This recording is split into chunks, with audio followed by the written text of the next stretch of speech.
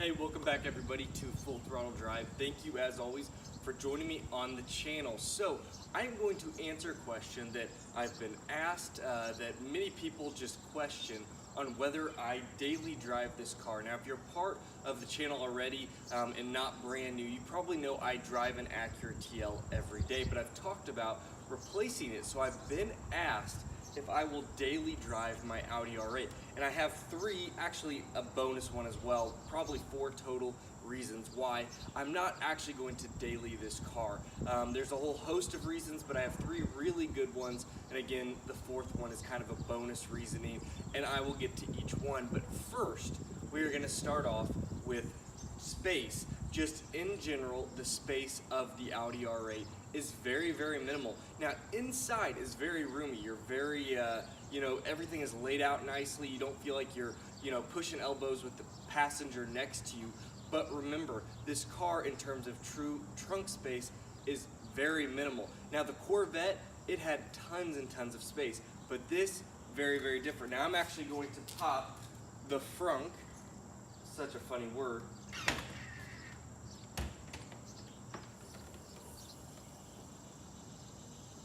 and give you guys an overview of what it looks like. And as you can see, it does not have much space at all. You probably could get about 2 grocery bags. Even a nice size carry-on luggage is not going to fit in this vehicle. Now, this is your main source to actually house things as you're driving along. So if you go to the grocery store with this car, you can't pick up a bunch of groceries. It's not gonna fit anywhere. I guess you could put it in the passenger footwell. There's just no other space. Now, I should say there's a little bit of space right behind the driver's seats, but there's not much. It's not a full cargo hold amount. So you have to be very, very careful if you take this car out and go shopping, because you can only fit so much. You could fit some clothes in the front. You could put just a few things here and there, maybe an overnight bag if you're going to hang out with friends. But remember, you can't just put a whole bunch. Even if you took this up to the airport, which I don't know if you'd really want to leave this out at an airport. I guess you could park in their premium parking where it's all covered. But you could not put a bunch of carry-ons. You definitely could not fit a full size or even a medium size luggage. I'm thinking a very small carry-on would probably fit at the very, very most, and you certainly could not do 2. So, space is a very big factor, and some people say, oh, you don't need space, but that's not technically true. I've driven this car a bunch of times, and I've actually went to go stop, get groceries, and I'm like, wow, I have to be very, very careful with how much I get, because I'm not gonna have room. And so that kind of eliminates a huge factor or a very positive effect of having an everyday car. You need that space, trunk room, even backseat space. Some of the things that this Audi just does not have. So my second reasoning for actually not daily driving this car is a very simple reason. It's the ground clearance. Now, I don't want to make a huge deal that ground clearance is impossible in this car. There are certainly cars much lower than this, but this is a very low car, and I've actually measured it. I'm right at about 5 inches, and from what I've read on the forums, it's between 4.5 and 5 inches. My guess is the sportier suspensions on maybe the V10, the V10 Pluses are 4.5 inches. Now, there certainly are people out there that have actually gone and lowered it even more. They've slammed it, I believe is the term.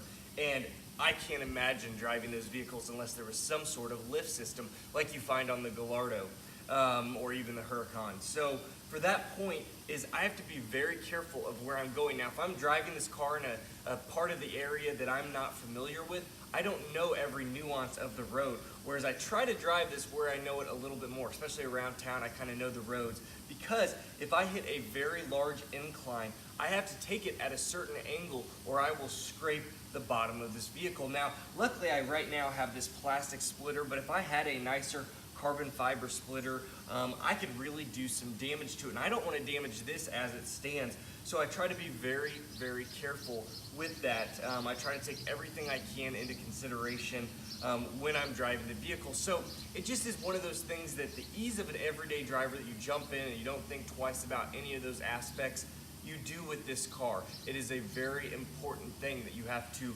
think about before you take it out, or as you're driving, just, checking the roads and seeing what all obstacles you have in front of you.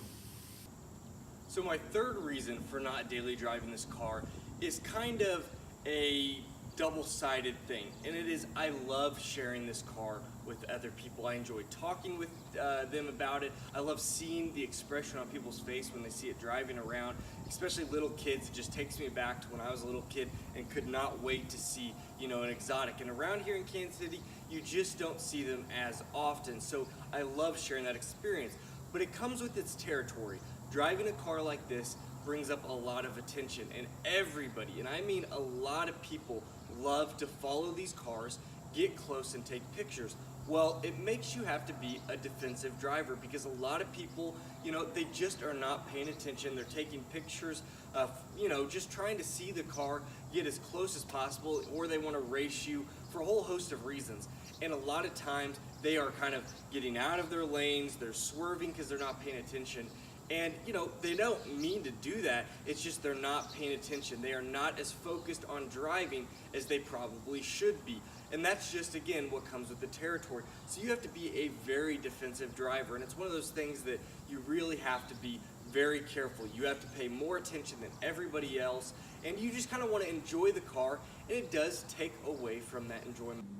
So my fourth and kind of bonus reason for why I don't daily drive this car is I do have to watch the mileage. Now, I didn't buy this car to be a garage queen. It certainly almost was that, being 9,000 miles on it after a full 10 years. So I definitely plan to drive the vehicle. I've already put well over 1,000 miles now on the vehicle, and I'm enjoying every bit of it. But I have to take into account the depreciation. Now, I am slowing that depreciation down per mile for myself. You guys, if you haven't seen a video already, I made a video talking about depreciation and how it just is a major expense, by far your largest expense when owning these vehicles, and I certainly don't want to take that type of hit. So I have to be careful because I want to drive the car, I want to enjoy it, but I don't want to put 20,000 miles a year on this car.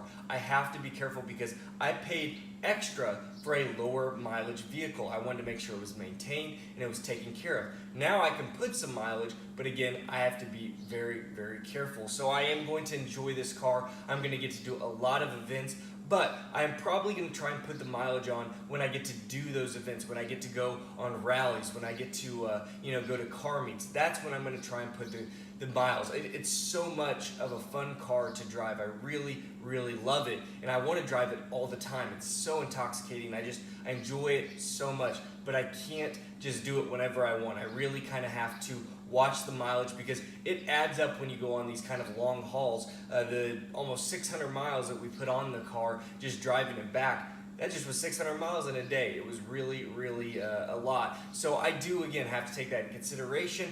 But again, I'm not going to garage queen it. It will be driven. So that was my kind of 4 reasons why I don't daily the car. Again, I drive it a lot, but I do not daily drive my Audi R8. If you guys enjoyed this video, please hit that like button. Subscribe if you're not already a member of the channel. And you guys all take care. I'll see you next video.